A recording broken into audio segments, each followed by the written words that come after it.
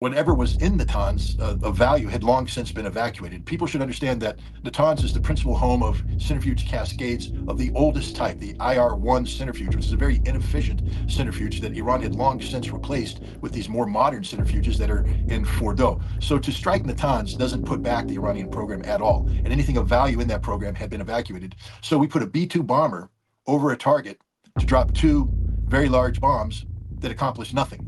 They literally put two additional holes in the ground of a piece of terrain that had no military, scientific, or meaningful value. It was purely a political act. The same with Isfahan. We fired 30 cruise missiles into the Isfahan nuclear complex.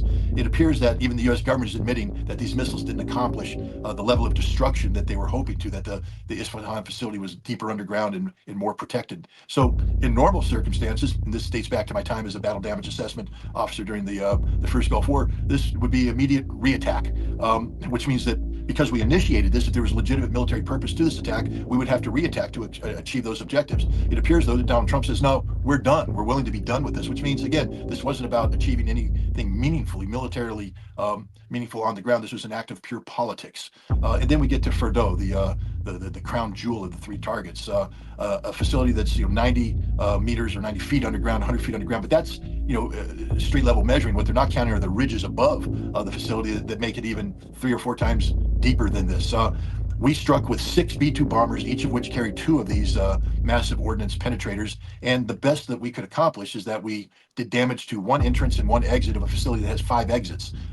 We didn't do damage to the hull. We didn't penetrate. But even more critical is that we know the facility was evacuated. There is satellite imagery that shows on June 18th and 19th, the Iranians had brought up trucks to remove the high-value centrifuges that were stored at Fordow. And these centrifuges have been moved to other facilities around Iran that we don't know about, together with the totality of Iran's enriched uranium. That 60% uranium that everybody says can be converted into a bomb in 3 to 5 days. Yep. We didn't destroy that. That's all moved. So these attacks accomplished nothing in terms of retarding or limiting Iran's nuclear enrichment program. These attacks were purely an act of political theater for a president who's desperate to be seen as being a decisive leader, but all he showed was American impotence.